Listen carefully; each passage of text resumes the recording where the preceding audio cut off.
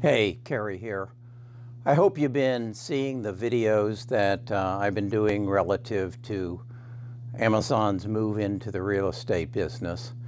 I had hoped that my phone would ring and it would be Jeff or part of his team calling me to give me more information on what they're doing. But since that hasn't happened, I've decided that I was going to do a video and I was going to ask Jeff the questions that I wanted to ask him so that you and I and all the real estate agents and, as far as that goes, investors in the nation can have an idea of what he's doing and where he intends to take it.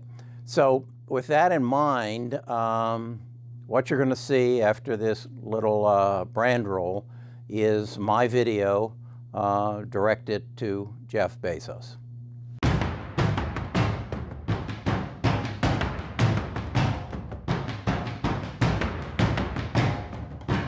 Hey Jeff, I'm Kerry Grinkmeyer. I'm a real estate agent in Birmingham, Alabama, and have a YouTube channel that I use to basically help other agents become better agents and as well to keep up in the market.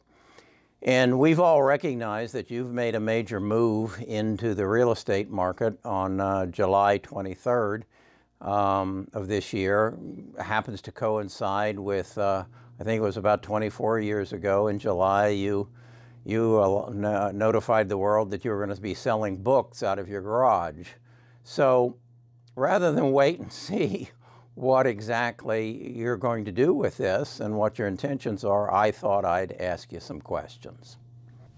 From my readings, I understand that Amazon Web Services is basically it was a stopgap to help you have enough bandwidth to handle the orders that you received during your Christmas rush from basically November the 1st through January the 1st. And so you've kind of backed into this web services. Is that correct? Just when did you realize then the potential for the revenue that Amazon Web Services could generate?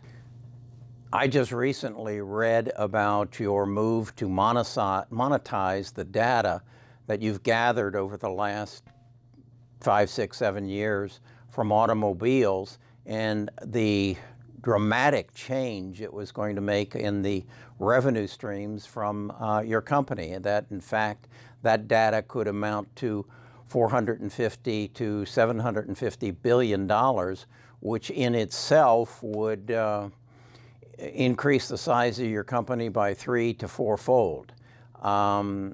Is that an accurate projection of what is the potential?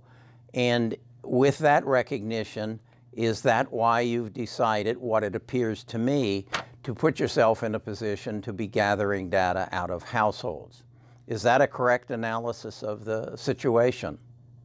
Is TurnKey's sole purpose to convert the homes in the United States, and as far as that goes, around the world, into smart homes, such that you can have access to the data that is produced from those smart homes? I personally have no problem with it. I would like to see it happen because I think a smart home is going to be a much more enjoyable living experience for me, and in the long run will probably save me a lot of money on my utility bills, on my food bills, on my insurance, and I think I'm just basically seeing the tip of the iceberg.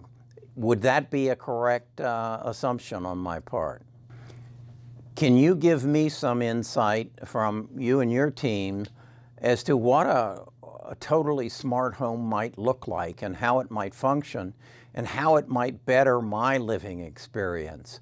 Again, I think I've only, in my readings, they tell me that there are between 120 and 140 sensors in a car. I suspect that number is doubled, if not tripled, what you might eventually have in a home. I can foresee the day that when my sprinkler starts to turn on in my yard, my irrigation system, during a thunderstorm, my smart home would turn it off.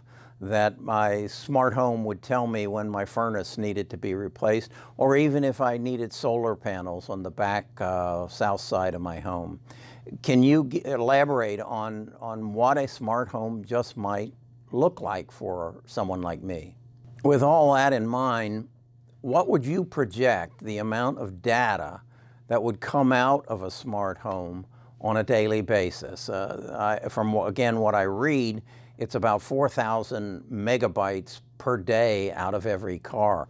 How would a home compare to that? When do you see this turnkey business model and smart home model coming to fruition and actually reaching its, I guess you'd say, reaching its stride? Now the question that most of the people who are going to watch this video want to know is, what do you see as the role of a real estate agent in the turnkey model and beyond? Where do you see this all going relative to those people who are in the real estate industry today? If there is a role for a real estate agent in this as it develops, how do you see them being compensated? Are they, again, an hourly employee? Are they a commission-based? Or maybe they might share in the revenues from the data that is generated from the smart homes that maybe they help manage or that they bring into the system.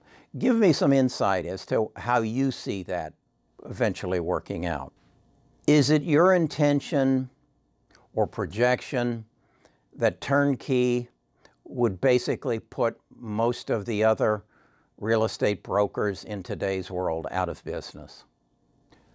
How long do you foresee it taking the turnkey business model, if I've described it accurately, to take hold and be up and running across the United States?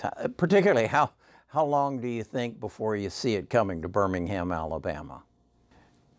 Do you believe that the turnkey business model is adaptable to the commercial real estate business? I would kind of think it might, and in fact, might be even more valuable, particularly to the individual building owner. Jeff, on a personal basis, I've realized that the world has gotten complicated enough so that I have to make a lot of decisions that I'm not qualified to make. There's too much data that I don't have access to, or if I have access to it, I can't find it to make a good decision. It's as I alluded to, the southern exposure of the back of my house. I've often questioned, would it be worthwhile for me to put solar panels on the back of my house? I'm not equipped to make that decision, and quite honestly, I don't trust the people who might come out here to help me make that decision.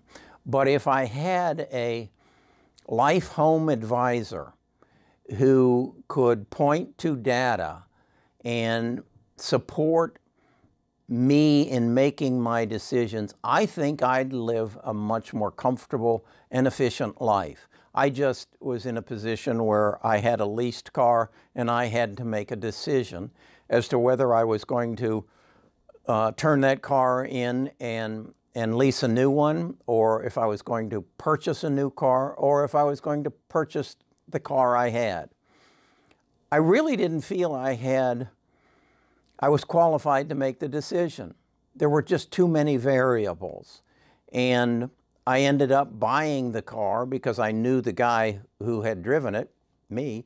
But again, it was a sizable decision.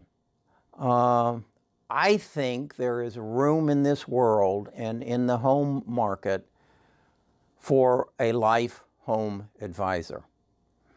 And that'll be a person who has access to more data than I do. So, those are my questions.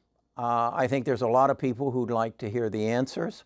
I'd appreciate a phone call, if not from you, somebody from your staff. And I'd love to be the facilitator in the real estate industry to let them know what you're up to. Thank you, Jeff. Hope you actually see this. And I would love to talk to you sometime.